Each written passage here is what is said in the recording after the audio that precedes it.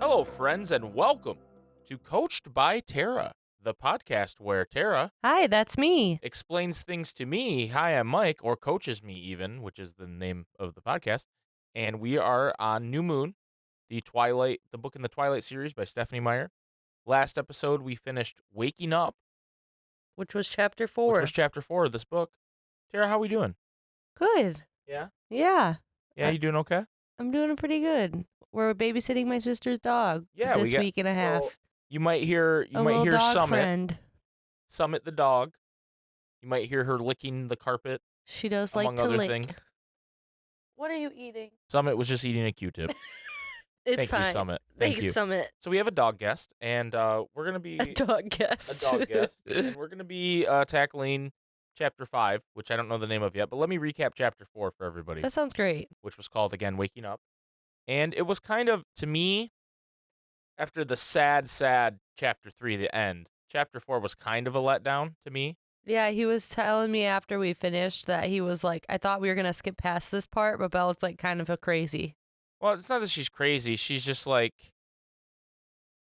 I don't know.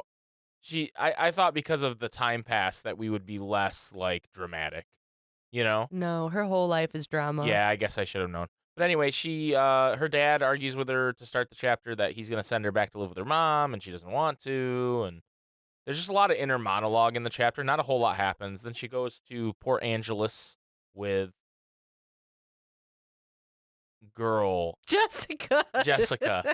Jessica, Wait. and so she goes to Port Angeles with Jessica, even though Jessica's like not into her anymore because she literally like has been ignoring her, you know. Ghosted her. And they go see a movie, and it's a zombie movie, but Bella can't handle the love part of it, so she leaves, and then she comes back, and it's a zombie, and then they're supposed to go get something to eat at a McDonald's. And then there's some, like,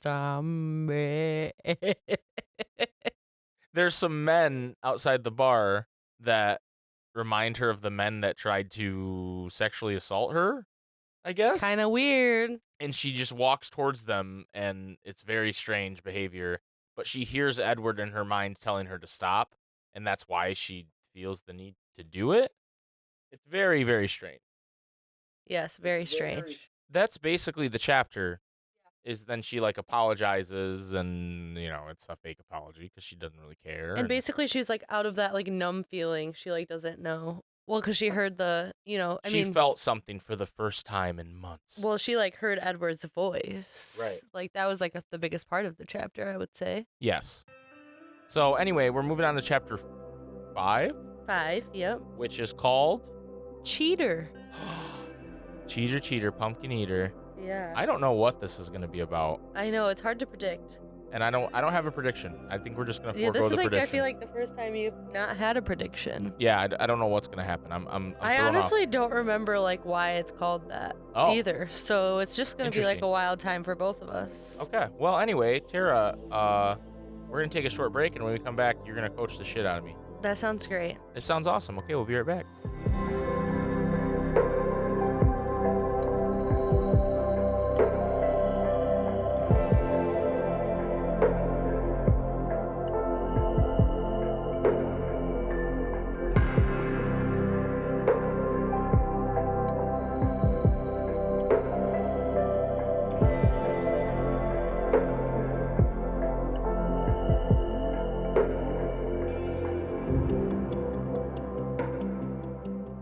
Kara, I'm ready to be coached.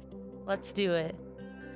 So the episode starts off with Bella being at work at the Newtons, where she works. Her job at the Newton shop. Yeah, the Newton shop. That would make me think it's like Fig Newtons. What? Just a shop of all Fig Newtons. What? Okay. That sounds pretty good. No, it doesn't. That sounds What? awful. What I Fig love. Newtons are terrible. No, they're not. They're awful. Oh my god, they're so good. They're so dry and gross. But you would eat them. I've seen you eat them before. That's not true. That's gotta be true. They're so good. I don't even know how to describe it. I've never eaten a Fig Newton in my life. There's no way that's true. Yeah, you're right. It's not true. My grandpa used to put them in like a separate Tupperware, and I would eat like 5 at a time. Ugh. Anyways, that probably didn't do well for my digestive system. Yeah, probably not. Anyways, Mike suggests that she like leaves because it's a really slow afternoon. Like Mike is also working, so like they don't need both of them there. And he had spent the last hour going through the pros and cons of 2 different brands of lightweight packs for these dedicated backpackers. And so she hadn't been like doing anything. So he's like, "Why don't you go?" And she's like, "I don't mind staying." And she notes that she hasn't been able to sink back into her like numbness feeling. So everything feels like really loud, and like she tries to tune people out, but she can't do it as well anymore. Because she's kind of like the last chapter says, she's kind of woken up from it all, She's very hyper aware almost. It goes on to have like people are in there talking about different things they've seen recently backpacking. And this person says, "I'm telling you," said the thick-set man with the orange beard that didn't quite match his dark brown hair. "I've seen grizzlies pretty close up in Yellowstone, but they had nothing on this brute." His hair was matted and his clothes looked like they'd been on his back for more than a few days. He'd come down fresh from the mountains. "Not a chance. Black bears don't get that big. The grizzlies you saw were probably cubs." The second man was tall and lean, his face tanned and wind-whipped into an impressive leathery crust. "Seriously, Bella, as soon as these 2 give up, I'm closing the place down," Mike murmured. "If you want me to go," I shrugged. "On all fours, it was taller than you," the bearded man insisted, while I gathered my things together. "As big as a house and pitch black. I'm going to report it to the ranger here. People ought to be warned. This wasn't up on the mountain, mind you. This was only a few miles from the trailhead." Leatherface laughed and rolled his eyes. "Let me guess, you were on your way in? Hadn't eaten real food or slept off the ground in a week, right?" Hey, Mike, right?" the bearded man called, looking toward us. "See you Monday," I mumbled. "Yes, sir," Mike replied, turning away from me. "Say, have there been any warnings around here recently about black bears?" "No, sir, but it's always good to keep your distance and store your food correctly. Have you seen the new bear safe canisters? They only weigh 2 pounds, ... So, like... He's trying to sell shit. Yeah. So he, like, that's just the end of the conversation. And so she goes, and it's raining, of course. It's always raining in there in the Pacific Northwest, Love that. And she's like, "Well, I don't want to go back to the house because it's empty. Charlie's not home." And she said, like, even after the pain of last night, because remember, like, the pain started to come back of remembering it all, had subsided enough for her to sleep last night. Like, it was far from being over for her. And there was never any doubt that she would have nightmares about it all. In fact, she has had nightmares every night since. It talks about how it's not like it's different nightmares every night. It's the same nightmare every night. Every single night. It says, "I get bored after so many months, grown immune to it, but the dream never failed to horrify me." Like, she thought she'd get bored after so many months. But the dream never failed to horrify me and only ended when I woke myself with screaming. Charlie didn't come in to see what was wrong anymore, to make sure there was no intruder strangling me or something like that. He was used to it now. My nightmare probably wouldn't even frighten anyone else. Nothing jumped out and screamed, "Boo!" There were no zombies, no ghosts, no psychopaths. There was nothing really, only nothing. Just the endless maze of moss-covered trees, so quiet that the silence was an uncomfortable pressure against my eardrums. It was dark, like dusk on a cloudy day, with only enough light to see that there was nothing to see. I hurried through the gloom without a path, always searching, getting more frantic as the time stretched on, trying to move faster, though the speed made me clumsy. Then there would come a point in my dream, and I could feel it coming now, but it could never seem to wake myself up before it hit, when I couldn't remember what it was that I was searching for, when I realized that there was nothing to search for and nothing to find, that there had never been anything more than just this empty, dreary wood, and there never would be anything more for me, nothing but nothing. And that was usually about when the screaming started. Yikes. Yeah, pretty That's sad. a scary dream. It's pretty sad. Yeah. So she she just was remembering about that, and she's still just driving home wondering like where to go. Like she's just like, I don't know where to go or what to do. She almost wishes she could feel numb again, because she couldn't remember how she had managed like all the feelings before she like went into the numb state anyways. She didn't want to remember like any of it. Like she was just like, I just don't want to do it. And then she remembers the words, "It will be as if I had never existed." The words ran through my head, lacking the perfect clarity of my hallucination last night. They were just words, soundless like print on a page. Just words, but they ripped the hole wide open, and I stomped on the brake, knowing I should not drive while this incapacitated. So she just remembered those words that he said to her. It will be as if I'd never existed. She's struggling. Yeah, she's struggling really bad. I curled over, pressing my face to the steering wheel and trying to breathe without lungs. I wondered how long this could last, maybe someday, years from now, if the pain would just decrease to the point where I could bear it. I would be able to look back on these few short months that would always be the best of my life. And if it were possible that the pain would ever soften enough to allow me to do that, I was sure that I would be grateful for as much time as he'd given me. More than I'd asked for, more than I'd deserved. Maybe someday I'd be able to see it that way. But what if this hole never got any better? If the raw edges never healed? If the damage was permanent and irreversible? I held myself tighter, as if he'd never existed, I thought in despair. What a stupid and impossible promise to make. He could steal my pictures and reclaim his gifts, but that didn't put things back the way they'd been before I'd met him. The physical evidence was the most insignificant part of the equation. I was changed. My insides altered, almost past the point of recognition. Even my outsides looked different. My face sallow, my white except for the purple circles the nightmares left under my eyes.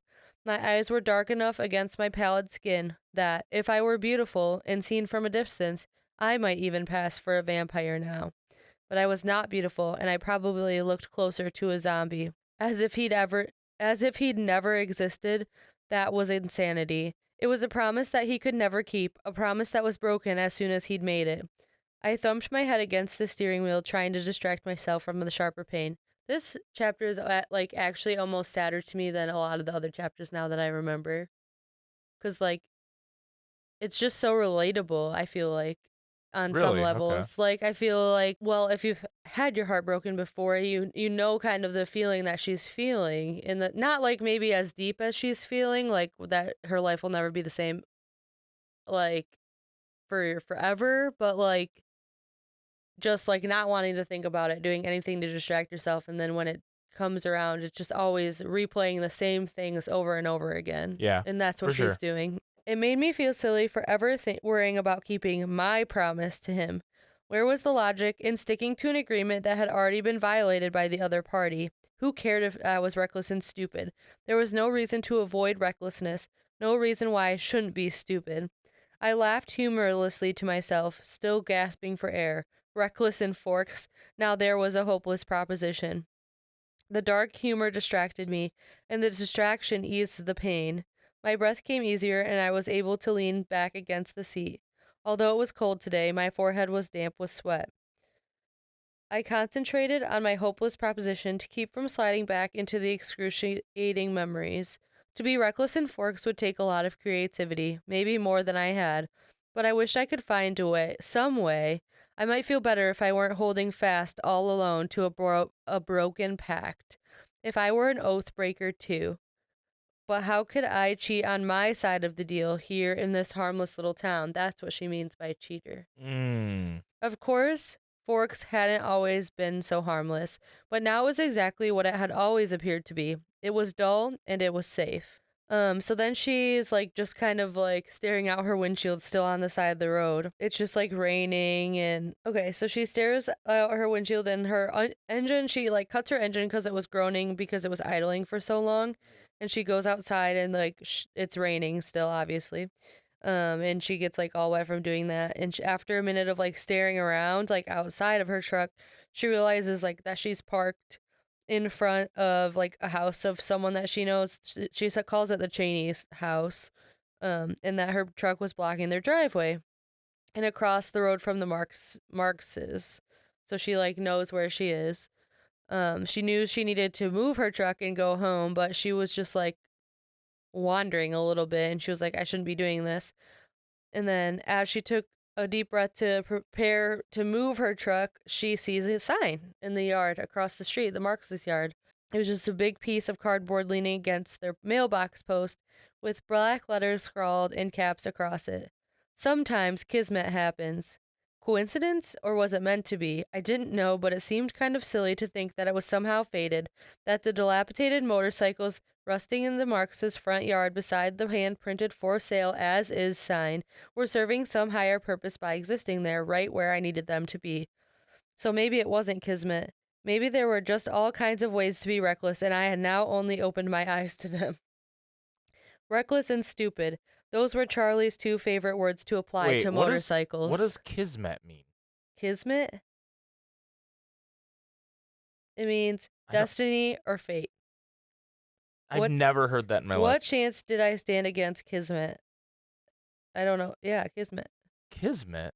Sometimes fate happens, is what it means, basically. So maybe it wasn't fate. I thought kismet was like someone's name or something when you first said it, and I was like, wait, and then she kept going, I was like, wait, what is kismet? So she goes back, she says, reckless and stupid, those are Charlie's two favorite words to apply to motorcycles. Charlie's job didn't get a lot of action compared to cops in other bigger towns, but he did get called in on traffic accidents. With the long, wet stretches of freeway twisting and turning through the forest here, blind corner after blind corner, there was no shortage of that kind of action. But even with the huge log haulers barreling around the turns, mostly people walked away.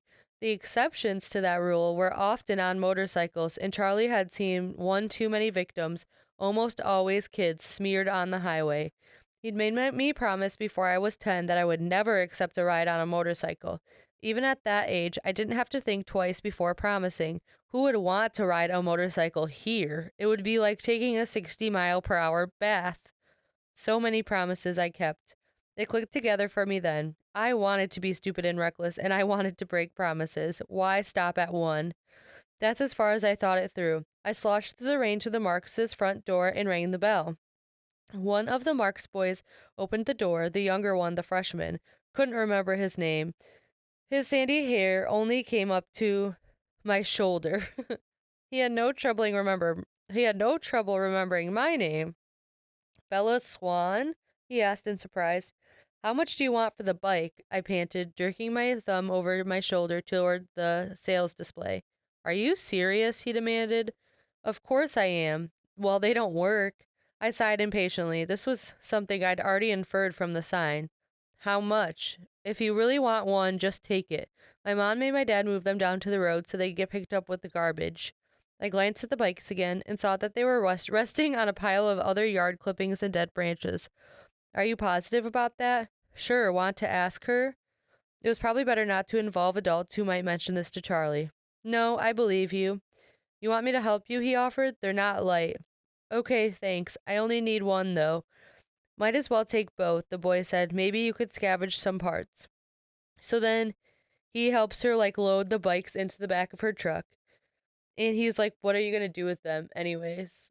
They haven't worked in so long. And she was like, well, I kind of guessed, but maybe I'll take them to Dowling's. And he's like, well, that place is going to charge you more than they're worth to get running, basically. And she was like, well, she can't argue with that. She's just thinking what the heck is she going to do? And she thinks back to getting her truck, how she got her truck. And she's Billy. like, Billy. Billy. And she notes that Jacob Black had kept it in great shape when it had belonged to his father, Billy.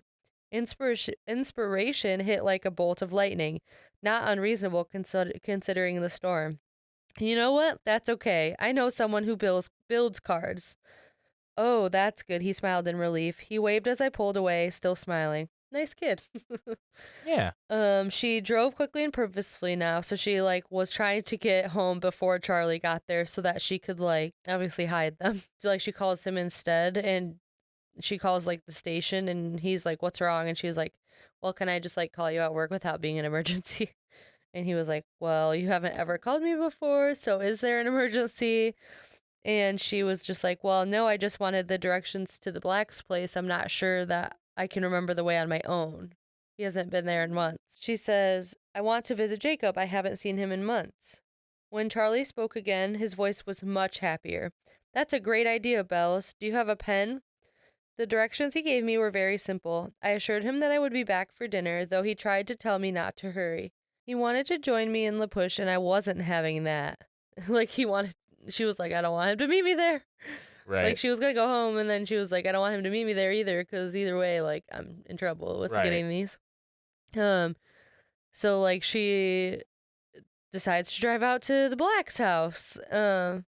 And she was hoping that she would get Jacob alone. She doesn't want Billy to say anything Right. to Charlie either. And she's worried. She's actually worried when she's driving there about Billy seeing her, because she thinks he'll be super pleased that everything that has happened Right. He'll rub because it in her face, kind of. right. And she's just like, please, don't let me have that interaction today, because I don't want that." Right. She drives up, and it's vaguely familiar to her. A small wooden place with narrow windows, the dull red paint making it resemble a tiny barn. Jacob's head peered out of the window before I could even get out of the truck. No doubt the familiar roar of the engine had tipped him off to my approach. Jacob had been very grateful when Charlie bought Billy's truck for me, saving Jacob from having to drive it when he came of age. I liked my truck very much, but Jacob seemed to consider the speed restrictions a shortcoming. He met me halfway to the house. "Bella!" His excited grin stretched wide across his face, the bright teeth standing in vivid contrast to the deep russet color of his skin. I'd never seen his hair out of its usual ponytail before. It felt like black satin curtains on either side of his face, so it's describing that he has really long hair. Right. Jacob had grown into some of his potential in the last 8 months. He'd passed that point where the soft muscles of childhood hardened into solid, lanky build of a teenager. The tendons and veins had become prominent under the red-brown skin of his arms, his hands. His face was still sweet like I remembered it, though it had hardened too. The planes of his cheekbones sharper, his jaw squared off, all childish roundness gone. "Hey, Jacob." I felt an unfamiliar surge of enthusiasm at his smile. I realized that I was pleased to see him. This knowledge surprised me. I smiled back, and something clicked silently into place, like two corresponding puzzle pieces. I'd forgotten how much I really liked Jacob Black. He stopped a few feet away from me, and I stared up at him in surprise, leaning my head back though the rain pelted my face. "You grew again," I accused in amazement. He laughed, his smile widening impossibly. 6'5", he announced with self-satisfaction. His voice was deeper, but it had the husky tone I remembered. "Is it ever going to stop?" I shook my head in disbelief. "You're huge." "Still a beanpole, though," he grimaced. "Come inside, we're getting all wet." So, she's like, holy crap, he's gotten bigger. Taller. Bigger, taller, musclier. Bigger, taller. Musclier. The veins of his face. kind of a weird description, Yeah. Stephanie Meyer. A bit strange. He led the way, twisting his hair in his big hands as he walked. He pulled a rubber band from his hip pocket and wound it around the bundle. "Hey, Dad," he called as he ducked to get through the front door. "Look who stopped by." Billy was in the tiny square living room, a book in his hands. He set the book in his lap and wheeled himself forward when he saw me. "Well, what do you know? It's good to see you, Bella." We shook hands. Mine was lost in his wide grasp. "What brings you out here? Everything okay with Charlie?"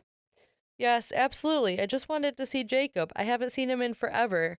Jacob's eyes brightened at my words. He was smiling so big it looked like it would hurt his cheeks. Can you stay for dinner? Billy was eager. No, I've got to feed Charlie, you know. I'll call him now, Billy suggested. He's always invited. I laughed to hide my discomfort. It's not like you'll never see me again. I promise I'll be back again soon, so much you'll get sick of me. After all, if Jacob could fix the bike, someone would have to teach me how to ride it.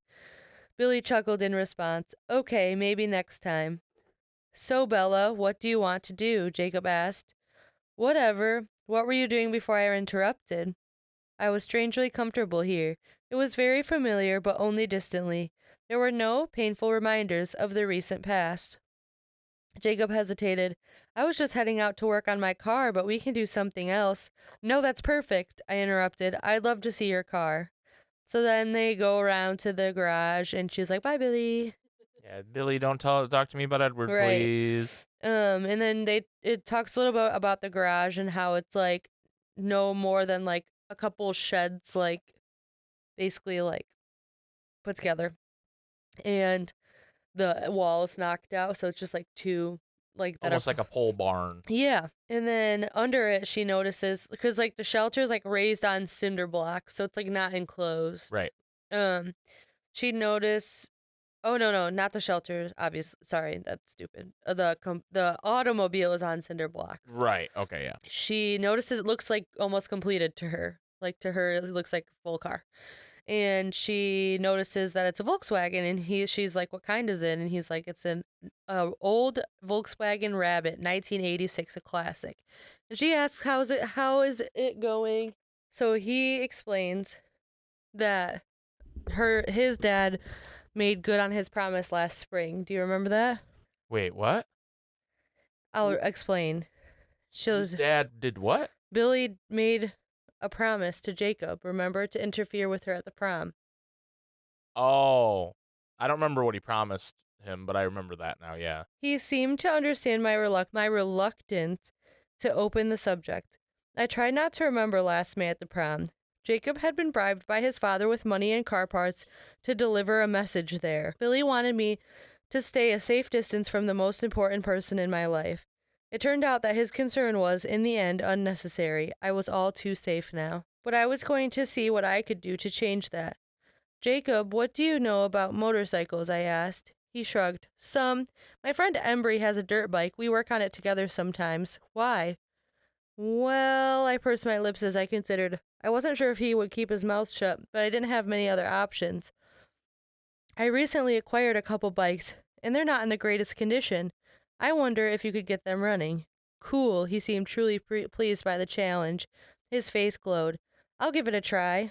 I held up one finger in warning. The thing is, I explained, Charlie doesn't approve of motorcycles. Honestly, he'd probably bust a vein in his forehead if he already knew about this, so you can't tell Billy. Sure, Jacob smiled. I understand. I'll pay you, I continued. This offended him. No, I want to help. You can't pay me. Well, how about a trade then? I was making this up as I went, but it seemed reasonable enough. I only need one bike, and I'll need lessons too. So how about this? I'll give you the other bike, and then you can teach me. Sweet. He made the word into 2 syllables. Wait a sec. Are you legal yet? When's your birthday? Huh? What? No, Legal? She meant to drive. Uh-huh. Sure, Stephanie Meyer. You missed it, he teased, narrowing his eyes in mock resentment. I'm 16. Not that your age ever stopped you before driving. Sorry about your birthday. Don't worry about it. I missed yours. What are you, 40? I sniffed. Close. We'll have a joint party to make up for it. Sounds like a date. His eyes sparkled at the word. I needed to rein in the enthusiasm before I gave him the wrong idea. It was just that it had been a long time since I'd felt so light and buoyant. I can't say that word. Buoyant. The rarity of the feeling made it more difficult to manage. Maybe when the bikes are finished, our presents to ourselves, I added, like, as the joint party, for the joint party. Deal. When will you bring them down? I bit my lip, embarrassed. They're in my truck right now, I admitted. Great, he seemed to mean it. Will Billy see if we bring them around? He winked at me. We'll be sneaky. We eased around from the east, sticking to the trees when we were in view of the windows, effecting a casual-looking stroll just in case. He unloaded the bikes swiftly from the truck bed, wheeling them one by one into the shrubbery where I hid. It looked too easy for him. I'd remembered the bikes being much, much heavier than that. So they unloaded the bikes, and he looks at them, and he's like, "These aren't half bad. This one here will actually be worth something when I'm done. It's an old Harley Sprint. That one's yours then." "Are you sure?" "Absolutely. They're gonna take some cash, though," he said, frowning down at the blackened metal.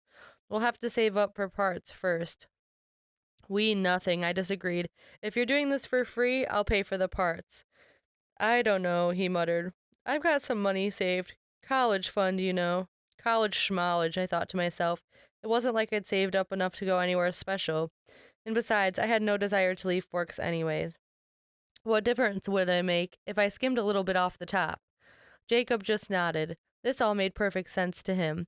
As we skulked back to the makeshift garage, I contemplated my luck. Only a teenage boy would agree to this, deceiving both our parents while repairing dangerous vehicles using money meant for my college education. He didn't see anything wrong with that picture. Jacob was a gift from the gods. And that's the end of the chapter. Oh, wow. Okay, so they're setting up one of the things I knew about in Twilight before starting this, the relationship between Jacob and Bella. We're setting it up. And she's I like, would call it a friendship, but we'll see. I don't know. She's pretty flirty to start off if it's just a friendship.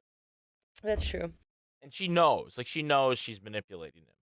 But I think what happens is it turns into more than that. Like, she obviously likes the kid. I think right now, I kind of understand like what she's describing is like it's the first time where she's felt like happy and not thinking about something from the past with sure. someone new. So it's like so easy to feel so fine. Yeah, no, for sure. I agree. But it is, like, when she says stuff like, it's a date, and then watches his reaction, and she's, like, excited about his reaction, it's kind of like, okay, well, easy. I don't know if I would say that she's excited. She just like notices that she shouldn't have said something like that. Right. Okay. Well, Tara, thank you, everybody, for listening. Yes, thank to you. Coach by Tara. Next week we'll do chapter 6. Yes. And yeah, thank you everybody for listening and watching. And Tara, thank you for coaching me. You're welcome. I hope you enjoyed your CBT. CBT. Bye. Bye.